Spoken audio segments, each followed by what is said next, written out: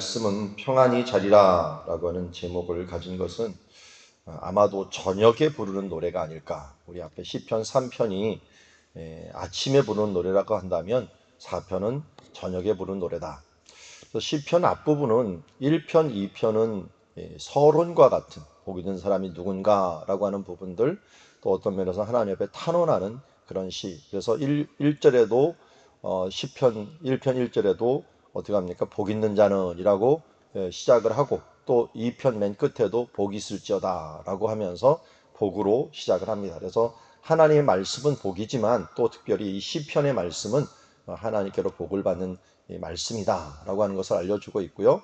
그리고 이 시편 3편을 우리가 주님 안에서 아침에 부르는 노래라고 한다면, 오늘은 저녁에 부르는 노래라고 할 수가 있는 그런 시라고 할 수가 있습니다. 그래서 오늘 시편 4편을 보면은 크게 1절, 2절 보면은 하나님 앞에 호소하는 장면을 보게 됩니다. 하나님께 부르짖으면서 응답해 달라는 호소가 나오고, 3절부터 5절까지는 하나님 앞에 주시는 교훈, 우리에게 주시는 교훈들, 하나님으로부터 받은 그런 교훈들을 이야기하고 있고, 6절부터 8절까지는 하나님께 감사하며 또 경배하는 모습을 보게 됩니다. 그래서 우리가 이제 시편 앞부분부터 하나님 앞에 참 과로가 있는 삶을 필요하다라는 것을 계속 보고 있습니다. 1편, 2편에도 복과 복으로 끝나죠. 복으로 끝나는데 우리 3편, 4편에도 이 아침과 저녁으로 끝나게 됩니다. 그래서 우리의 삶에 있어서 주여로 시작해서 주여로 끝나고, 예수로 시작해서 예수로 끝나죠. 잘 보면 출애굽도 마찬가지예요. 출애굽도 6월절로 시작해서 6월절로 끝납니다. 그래서 맨 처음에 6월절 어린 양의 피로써 이제 시작된 출애굽이 끝나고서 요단강을 건너자마자 바로 지킨 절기가 6월절입니다. 6월절. 그래서 예수님도 바로 6월절 어린 양으로 오시죠.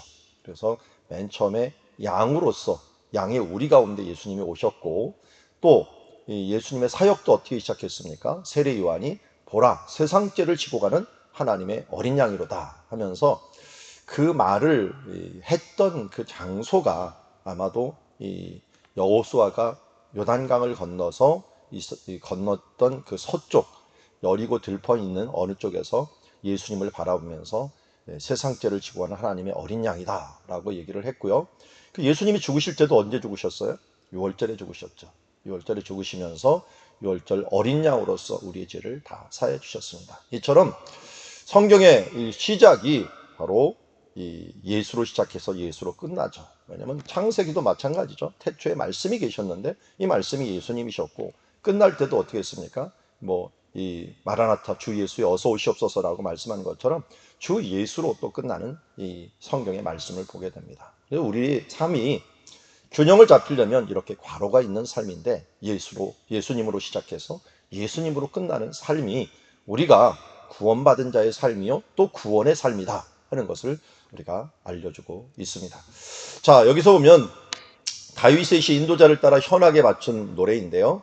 이제 호소하는 장면을 우리 먼저 보도록 하겠는데, 이 앞에도 우리가 앞에 이미 3편에도 보았듯이 계속 많이 나오는 게 뭡니까? 이 셀라라는 게 많이 나오죠. 셀라 셀라 셀라 하면서 이 아침에 부르는 시가 시편 3편으로 하나님께 부르고 있고요. 그리고 5절에도 보니까 내가 누워 자고 깨었으니 하면서 깨다라고 하는 이런 부분들을 이야기하고 있습니다. 이번에 4편도 이 주여 이 여호와라고 하는 이 앞에 보면 이 빨간색이 지금 여호와라는 말이 지금 나오고 있죠. 이 밑에 제가 사진 있는 데까지 하면 여호와가 총 하나 둘 셋 넷 다섯 여섯 번이 나오고, 엘로힘이라고 하는 또 파란색이 하나님이라는 말이 또 하나가 나와요. 여기도 마찬가지예요. 엘로힘이라는 것이 한 번 나오고, 그리고 여호와라는 말이 5번이 나오는 그런 부분들을 보게 됩니다. 그래서 하나님께 모든 초점을 맞추고 있어요. 우리가 하나님으로 시작해서 하나님으로 끝나는, 주여로 시작해서 주여로 끝나는 삶, 예수로 시작해서 예수로 끝나는 삶처럼 시편 이 3편 4편은 여호와께 부르짖으면서 호소하는 그런 노래로 가득 차 있다라고 하는 것을 알 수가 있습니다. 자, 이렇게 이 시를 기록했는데요. 제가 이제 원래는 좀 보여드리려고 이게 원어로 하는 걸 한번 좀 녹화를 했는데 한 번도 안 들려드린 것 같아요. 한번 들어보세요.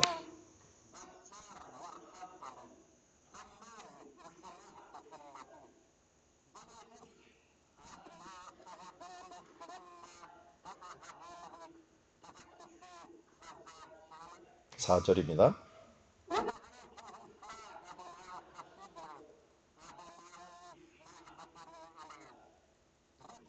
5절,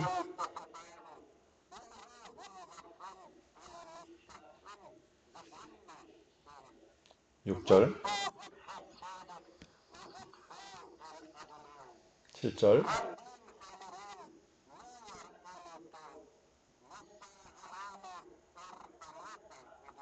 8절,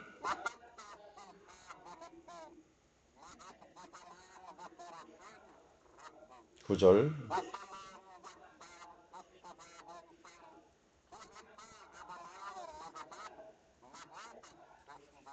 예. 자, 이런 식으로 얘기를 합니다. 한번 쉬어가는 마음으로 한번 들어보시고, 여기 근데 좀 특이한 거는 앞에 한글은 8절인데 이 히브리어는 9절이에요. 9절로 돼 있어요. 왜 그럴까요? 앞에 제목을 히브리어는 이제 1절로 적은 거예요. 제목을. 그래서 우리는 제목을 아예 어떤 성경에는 없잖아요. 그런데 히브리어 이들이 전통에는 앞에 있는 그 제목을 1절로 하기 때문에 우리하고 한 1절 정도가 계속적으로 차고가 날 수가 있다 하는 것만 상식적으로 알아주시기 바랍니다. 알아들은 건 있죠. 셀라 할 때 셀라는 알아두셨죠. 끝에 가면 셀라 나오기도 하고 여호와를 아도나이라고 부르기도 합니다. 자, 1절부터 한번 보죠. 먼저 하나님께 1, 2절은 호소를 했죠. 다윗의 인도자를 따라 부르는 현악의 노래인데요. 이렇게 곤란한 것은 다윗은 뭐 여러 번이 있었지만 여기에서 사람들이 자기를 배신하는 행위들 이런 부분들은 아마 압살롬에게 피해갈 때 우리 3편에도 그랬지만 이 4편도 압살롬에게 피해갈 때 일어난 시다라고 볼 수가 있습니다. 사람들이 어려울 때요, 정말 그 사람이 어떤 사람인가를 알 수가 있잖아요. 그 내 주변에 있는 사람이 정말 친구인가 아닌가 하는 것들도 내가 어려움을 당할 때 알 수가 있는 거죠. 우리 탕자가 아무리 돈을 많이 갖고 뿌렸어도 어려움이 당하니까 그 주변은 결국은 아무도 없는 상황이 되었죠. 가족도 마찬가지고요. 끝까지 우리를 데려갈 사람은 없습니다. 물론 하나님이 주신 가장 큰 이웃이요, 또 끝까지 함께 할 것이 혈연 관계이긴 하지만 죽음 이후에는 같이 갈 수가 없습니다. 어쨌든 다윗은 이 가장 큰 배신이 누구냐? 자기 자식이 배신하고 또 자기 친척들이 배신한 거거든요. 그런 상황에서 어떻게 부르는 노래다라고 우리가 한번 생각을 해보시면 좋겠습니다. 내 의의 하나님이요, 내가 부를 때 응답하소서. 하나님 앞에 먼저 모든 부분들에서 간구하는 모습들. 이게 다윗의 또 시편의 가장 큰 강점이 먼저 초점이 여호와라고 하는 거죠. 시는 시인데 이 신앙으로 하나님께 외치는 것. 그러니까 서정적인 시도 아니고요. 또 자기의 마음을 외치는 것도 하나님께 외치는 그런 시라고 할 수가 있죠. 우리 가운데서도 뭐 찬송가, 복음성가, 뭐 이런 여러 가지 노래가 있을 수 있지만 자기 그 마음을 그냥 부르는 노래도 있고요. 하나님을 경배하는 노래도 있죠. 그래서 경배와 찬양이라고 이렇게 따로 구분하는 것처럼 여기는 초점이 시편은 항상 여호와께 그의 초점을 맞추고 있다는 것입니다. 그래서 자기의 사정과 이 모든 것들을 하나님과 대화하듯이 아뢰는 것이기 때문에 어떨 때는 노래라고 하지만 어떨 때는 기도가 될 수가 있는 그런 부분이라고 할 수가 있습니다. 자, 오랜 어려움 중에 부르짖을 때라고 하는 표현을 가지고 원래 시가 맨 처음에 코르이라고 하는 말로서 내가 부르짖을 때라고 하는 걸로 시작을 합니다. 부르짖을 때라고 하는 말로 내 의의 하나님이여 내가 응답하소서 곤란한 중에 너그럽게 하셨사오니 라고 하면서 예전에 경험했던 하나님을 다시 한번 불러옵니다. 이게 곤란 중에 나를 어떻게 했어요? 너그럽게 하셨다라고 했잖아요. 과거에 이 너그럽게 하셨다라는 것입니다. 너그럽게 하다라는 것은 이 길을 넓게 했다라고 하는 거예요. 넓게 라하브라고 하는 말에서 시작을 하는데요. 넓게 하셨던 하나님, 곤란 중에서 나를 넓게 하셔 내게 은혜를 베푸사 나의 기도를 들으소서라고 말씀하고 있습니다. 여러 이 어려움 중에 있지만 지금 다윗은 이게 좋은 경험을 가지고 있어요. 우리가 좋은 경험을 가지고 있는 것은 큰 힘이 됩니다. 힘이 돼요. 그래서 때로는 하나님께서 우리를 이 좋은 경험을 통해서 우리를 만들어 가시는 경우들이 굉장히 많이 있습니다. 왜냐하면 시련을 겪고 나면은 다음에 그 시련을 왔을 때 우리가 이길 수 있는 면역력이 생깁니다. 그래서 이 그나마 다 살아갈 길이 있는 게 이 가난한 사람들, 옛날에 두바이 나왔는데 인도 뭐 변이 바이러스 뭐 나온다 그러는데 이 웬만한 가난한 사람들은 이제 걸릴 만큼 다 걸려갖고 괜찮다라고 할 정도로 그런 이 빈민가들을 보았어요. 그러니까 우리나라는 어떻게 돼요? 항체를 검사해보면 항체가 안 나와요. 하도 방역을 해버려갖고 이 이길 수 있는 힘이 없는 거예요. 그런데 이게 막 할 수 없이 굴러야 되는 사람들, 일을 해야 되는 사람, 이런 사람들은 한번 이 몸이 그 뭐 코로나라든지 이런 독감이라는 이걸 앓고 나면 어떻게 돼요? 내 안에 면역 형질이 생기게 되는 거예요. 이거 영혼도 마찬가지입니다. 너무 곱게 자라는 사람들보다 차라리 여러 가지로 부딪히면서 고난을 이겨낸 사람들은 뭐가 됩니까? 내 안에 면역이 생기는 거예요. 그래서 그 정도 일어나면 아무것도 아니에요. 제가 지금도 생각이 나요. 왜 그때가 자꾸만 생각나는지. 군대 제대할 때 무슨 생각이에요? 내가 사회 나가면 못할 일이 하나도 없겠다. 왜냐면 저는 이제 청와대 지키느라고 엄청나게 군대에서 고생을 했거든요. 하여튼 제대할 때까지 유교 훈련을 받았으니까 고상을 엄청나게 하다 보니까 야, 이런 자세와 이런 성실함과 이런 마음으로 가면은 뭔들 못하겠느냐 하라고 하는 마음이 그냥 들더라고요. 고생을 한번 해보니까 그 다음 것들은 그렇게 겁나는 게 하나도 없더라고요.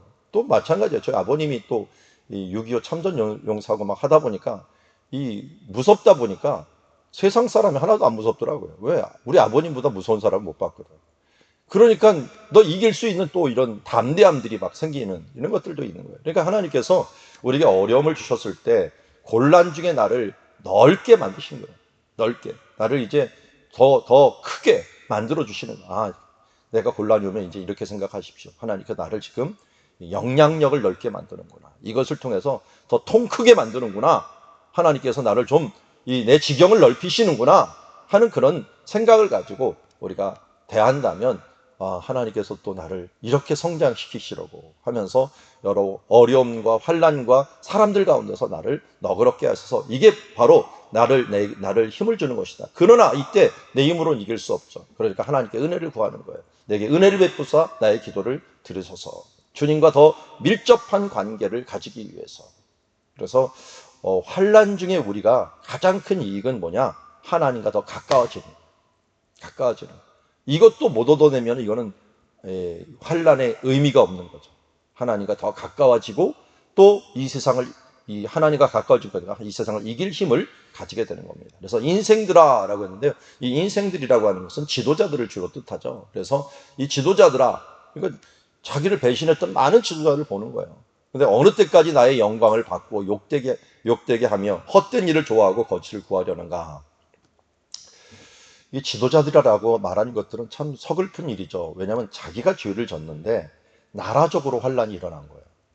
그러니까 참 이 지도자의 영향력이라고 하는 건 선한 영향력은 정말 좋은 영향력이 되지만 내가 조금만 잘못하면 이상하게 아래서는 더 잘못하는 일들이 벌어지게 됩니다. 다윗이 자기가 음행에 대한 잘못을 했더니 자기 아들은 한술 더 떠버리고 그리고 주변에서는 더 안 좋은 영향력이 가져오는 거예요. 이게 부모가 모본이 돼야 된다는 게 바로 그거예요.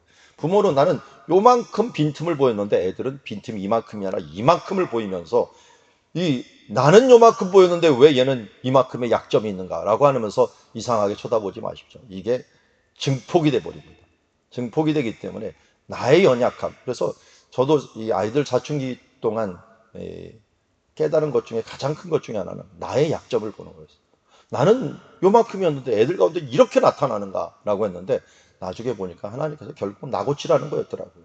그래서 또 하나님 앞에 나를 성화해 나가고 고쳐나가는 그런 일들을 해 나가게 하셨던 것을 보게 됩니다. 여러분, 여기 다윗은 왕이었어요. 그러다 보니까 지도자들이 문제가 생기고 자식들이 문제가 생기고 이 주변에 문제가 생기는 것을 보게 됩니다. 우리가 기성세대가 돼가고 나도 모르게 임직자들이 돼가고 나도 모르게 신앙의 선배가 돼가는 그 순간 우리는 선한 영향도 미칠 수 있지만 내가 조금의 그 약함이 다른 사람에게는 큰 이 단점으로 아니 악한 영향력으로 가져올 수 있다는 것을 우리가 알고 주님 앞에 이제 이러한 헛된 일, 거짓을 구하는 일 이런 부분들을 내가 멀리하고 이제는 내가 주님 앞에 바로 섬으로 그들에게도 헛된 일, 거짓에서 돌아설 수 있도록 우리가 기도하며 하나님 앞에 당당히 호소할 수 있는 그런 사람이 되어야 될 줄 믿습니다. 3절부터는 이 하나님께서 주시는 교훈들을 이야기합니다. 먼저 3절에 보니까 여호와께서 자기를 위하여 경건한 자를 택하신 줄 너희는 알지어다. 내가 그를 부를 때 여호와께서 들으시리로다. 자, 먼저 첫 번째 교훈은 다윗은 자신이 하나님 앞에 선택받은 자라는 것을 알 수가 있었습니다. 사람들이 헛된 일, 거짓의 일을 할 수밖에 없는 것들은 자기를 돌아보니까 하나님께서 나에게 일단은 택하셨고 내가 이렇게 부족하지만 그래도 하나님이 선택한 자다라고 하는 것을 알려주고 있습니다. 모세도 그렇고 다윗도 그랬고 이 자신의 정체성을 잘 알다 보니까 또 다윗도 사울 왕에 대한 정체성을 알아서 사울 왕도 하나님이 택한 자라는 걸 알았기 때문에 그에 대해서 옷술 하나 자르는 것조차도 그는 마음에 꺼려했던 것을 보게 됩니다. 하나님 앞에서 무엇이 중요한가, 이 어떤 것이 질서인가 하는 부분을 알 수 있는 사람이 돼야 됩니다. 그래서 성경에서는 이 질서의 대표적인 것을 부모와 자식 간의 관계라고 했습니다. 내 부모를 공경하라가 인간 간의 가장 큰 관계이고, 또 여호와의 이름을 망령되이 일컫지 말라는 것은 하나님을 경외하라고 하는 것들이 어떤 1계명에서 4계명까지의 이 가장 큰 부분이라고 할 수가 있죠.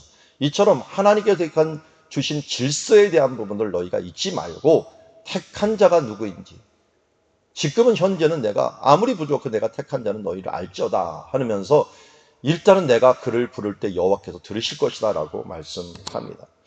그리고 나서 이제 두 번째는 보니까 여호와에 대한 부분이에요. 너희는 떨며 범죄하지 말지어다. 자리에 누워 심중에 말하고 잠잠할지어다. 의의 제사를 드리고 여호와를 의지할지어다 라고 이야기합니다. 그러니까 4절에 보면 특별히 떨며 범죄하지 말지어다 라고 했는데 경외한다 라고 하는 말이죠. 이런 부분들은. 그리고 심중에 고하며 잠잠할지어다 라고 했는데요. 이 여호와라고 하는 말이 나오는데 여호와께서 나를 택하셨는데 여호와가 어떤 분인지를 너는 알고서 너는 심중에 떨며 나갈 것이다. 그러니까 여호와라는 뜻이 우리 출애굽기 6장부터 보면은 여호와라는 말이 어떻게 나왔습니까? 이 출애굽기 3장에도부터 나왔죠. 여호와는 스스로 계신 분이다라고 말하면서 출애굽할 때 이 하나님께서 모세에게 말씀해서 나는 여호와니라 이제 내가 듣고 나의 언약을 지키니라 여러 큰 심판들로서 너희를 속량하리라. 그러니까 여호와가 스스로 계신 분인데 그 스스로 계신 분이 이 출애굽기에서 어떤 모습으로 나타나냐면 심판하는 자, 속량하는 자. 속량을 우리 고엘이라고 했죠. 그러니까 하나님께서는 이 고엘이라는 말은 두 단어로 해석할 수 있다 그랬죠. 하나는 피의 보복이고 하나는 기업 물으는 자다라는 것으로 해석할 수 있다 했습니다. 하나님께서 오셔갖고 그 사람을 딱 봤는데 어떻게 됩니까? 이 사람이 하나님의 자녀야. 그러면 어떻게 기업을 물어주는 거고요. 딱 왔는데 그가 하나님을 대적하는 자야. 고엘을 하나님의 기업 물어주는 자를 대적하는 자야. 그러면 어떻게 됩니까? 그를 피의 보복으로 행하는 거죠. 그렇기 때문에 이 고엘을 한다라고 하는 것은 기업을 물어주는 동시에 이 사람을 구원한 당시에 이걸 붙잡고 있는 사람들에서 보복을 하는 동시에 일어나는 일들이 바로 이 고엘이라고 하는데 하나님께서 바로 우리에게 그런 하나님이시라는 것을 여호와라는 이름으로 보여주셨습니다. 그래서 여호와가 최초로 나타난 이유, 그때는 여호와가 당신 내가 스스로 있는 자다라고 하면서 내 백성의 지금 그 신음소리를 들었다. 그렇기 때문에 그들에게는 내가 기업 물을 자가 되고 그를 잡고 있는 애굽에게는 내가 심판주로서 그들에게 다가갈 것이다 라고 하는 말씀을 내가 바로 고엘이 된다라고 하는 부분들을 말씀해 주셨습니다. 이제 세 번째 보면은 하나님 앞에 간구하는 모습이 이제 나오게 됩니다. 여러 사람들의 말이 우리에게 선을 보일 자 누구며 여호와여 주의 얼굴을 우리에게 비추소서 하면서 하나님께 간구하고 하나님께 감사하는 모습을 보게 됩니다. 우리 앞에 있는 지금 그림처럼 민수기 6장에 보면 대제사장의 기도가 있죠. 그 기도의 핵심은 뭐냐면 하나님의 얼굴이에요. 하나님의 얼굴이 여호와처럼 심판의 얼굴이 아니라 여기는 뭐예요? 그의 얼굴을 내게 비추사 은혜 베푸시기를 원하며 여호와는 그의 얼굴을 내게로 향하여서 평강 주시기를 원하노라. 정결하고 하나님께 부르짖고 호소하는 사람들에게는 하나님의 얼굴은 은혜의 얼굴이요 평강의 얼굴입니다. 그래서 사도 바울도 편지를 쓸 때마다 너에게 은혜와 평강이 있을지어다 라고 말하는 것은 한마디로 다른 말로 말하면 하나님께서 너에게 얼굴을 비추시기를 원한다 라고 하는 표현이에요. 악인들에게는 얼굴을 비추면 그들에게 심판이 되지만 이 선인들에게는 하나님께서 은혜를 비춰주시는 것입니다. 마찬가지입니다. 요새 해가 정말 많이 잘 안 보이죠. 근데 오늘 해가 뜹니다. 해가 뜨면 이 해가 쫙 비치면은 선한 것, 뭐 생명력이 있는 것들이죠. 그런 것들에는 뭐가 됩니까? 그것들에게는 정말 생명력을 통해 갖고 다시 생명을, 이 해는 생명력을 주는 그런 모습이 되지만 반대로 해가 이 균들에게 비치면 어떻게 됩니까? 해로운 균들에 오면 다 죽어버리게 됩니다. 그래서 우리가 뭐 이불 같은 것들을 왜 햇빛에 놓습니까? 그것을 통해서 해로운 균들이 다 죽게 만들기 위함이 아니겠습니까? 그래서 하나님은 바로 이런 태양과 같이, 만든 태양과 같이 우리에게 선한 부분들은 살리시고 악한 부분들은 태워버리시며 없애버리시는 분이시다 라고 하기 때문에 오늘 부리짖는 자들에게는 어떻게 되는 거예요? 여호와께서 주의 얼굴을 들어 우리에게 비추는 것은 은혜와 평강이요 하나님의 지키심이요 하나님의 복이시다 라고 하는 부분들을 다시 한번 말씀합니다. 이제 마지막으로 7절과 8절에는 감사를 합니다. 주께서 내 마음에 두신 기쁨은 그들의 곡식과 새 포도주의 풍성할 때보다 더하나이다 하면서 하나님께 주신 것들은 세상의 어떤 기쁨으로도 표현할 수 없다. 그들이 세상에서 얻는 기쁨 중에 큰 기쁨이 뭡니까? 곡식과 새 포도주가 풍성한 것이라고 할 수 있지만 하나님께서 주신 기쁨은 바로 이런 기쁨과 비교할 수 없다라고 이야기하고 있습니다. 여기 보면 이 기쁨이라는 말은 행복이라는 말로 할 수가 있어요. 사메하라는 말이 있는데요. 행복입니다. 하나님 주시는 행복은 세상에 주는 행복과는 비교할 수가 없다라고 합니다. 그러면서 8절에 내가 이제는 평안히 눕고 자기도 하리니 나를 안전히 살게 하시는 이는 오직 여호와시니라. 이게 왜 저녁에 부르는 기도인지 아시겠죠? 하나님 앞에서 내게 하나님의 이러한 평안함, 하나님의 이런 은혜, 하나님의 얼굴을 비춰서 은혜와 평강이 우리 가운데 함께하며 하나님 주시는 행복과 기쁨이 있으니 우리가 주님 안에서 평안히 눕고 자기도 하리라. 어제 보았던 시편 3편에는 압살롬이 쫓아오는데 나를 막 둘렀는데 1000만인이 나를 두른다 하여도 라고 했는데 그때도 내가 자고 깨리니 라고 했는데요. 이번에도 마찬가지입니다. 여러 어려움 중에서도 지금 내가 눕고 자기도 하리니 나를 안전하게 살게 하시는 이는 여호와시니라. 하나님을 기뻐하며 나가는 겁니다. 이 기쁨 중에서 여러분 저는 이 성경의 기쁨에서 최고의 기쁨의 감격은 이 로마서 8장 같아요. 사도 바울이 누가 우리를 대적하리요 라고 하면서 자기 아들을 아끼지 않으시고 우리에게 내어주신 이가 어찌 그 아들과 우리에게 이 아들과 함께 모든 것을 우리에게 주시지 않겠느냐. 누가 우리를 이 하나님의 택하신 자를 고발하리요. 의롭다 하시는 하나님이다. 누가 정죄하리요 하면서 우리를 위하여 간구하시는 예수님이 계시다. 누가 우리를 그리스도의 사랑에서 끊으리요 하면서 우리를 사랑하시는 이로 말미암아 우리가 넉넉히 이리로다 하면서 마지막으로 내가 확신하노니 사망이나 생명이나 천사들이나 권사들이나 현재인이나 장래인이나 능력이나 높음이나 기쁨이나 다른 어떤 피조물이라도 우리를 우리 주 그리스도 예수 안에 있는 하나님의 사랑에서 끊을 수 없으리라. 잘 보십시오. 누가 외치면서 이 감격에 차갖고 부르는 노래. 이거 사도 바울이 어떻게 보면 저는 로마서를 굉장히 대단한 서신이라고 보는데 이 전도 여행을 다 끝내고 3차 전도 여행을 이제 다 끝내고 고린도에서 이 말씀을 적으면서 하나님이 감격에 젖어서 야 하나님이 이런 분이셨구나. 이 적다 보면요 정리하다 보면 하나님을 더 알게 되면요 하나님에 더 감격할 수밖에 없습니다. 이렇게 기쁨으로 부르는 노래, 감사의 노래, 하나님께 영광을 부르는 노래를 부를 수 있게 된 것도 이런 하나님을 알아가는 자, 다윗이 그렇게 알아갖고 하나님 앞에 감사의 노래를 부를 수밖에 없었던 것은 먼저 기도로 시작했기 때문입니다. 그래서 우리가 우리의 삶을 우리 이거 하나만을 잊지 맙시다. 6월절로 시작해서 6월절로 끝나는 출애굽처럼 예수로 시작해서 말씀으로 시작해서 말씀이신 예수님으로 끝나는 모습처럼 예수님의 생애가 바로 어린 양으로 시작해서 어린 양이 죽으신 6월절 그 제사로서 끝나는 어떻게 보면 십자가의 그 죽음으로 끝나는 것처럼 우리도 예수로 시작해서 예수로 끝나는 삶으로 가득 채우며 하나님께 우리가 부르짖고 나아가면 하나님께서는 우리를 택하여 주시고 여호와 하나님은 우리의 하나님이 되어 주셔서 오늘도 우리의 고엘이 되어 주시고 우리를 기업 물은 자가 되어 주셔서 우리와 함께 하신다는 것을 알고 이제는 우리가 하나님 앞에 우리의 최고의 감사와 찬양을 드리고 우리의 기쁨을 드리며 하나님께 나아가는 주의 자녀들이 되기를 원합니다. 좀 시간이 되었지만 우리 이 찬양 한번 하고서 마치도록 하겠습니다. 너의 하나님 여호와가 너의 가운데 계시니 그는 구원을 베푸실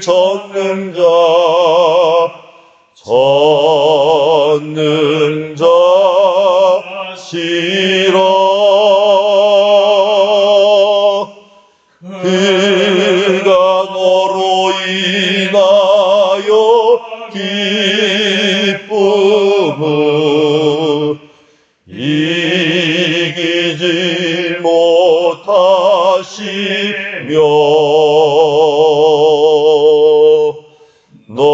너를 잠잠히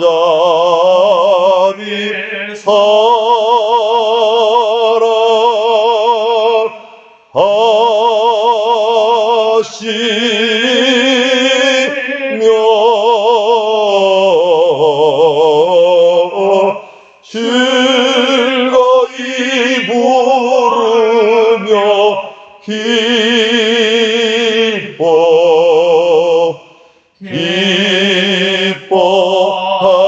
기뻐하시니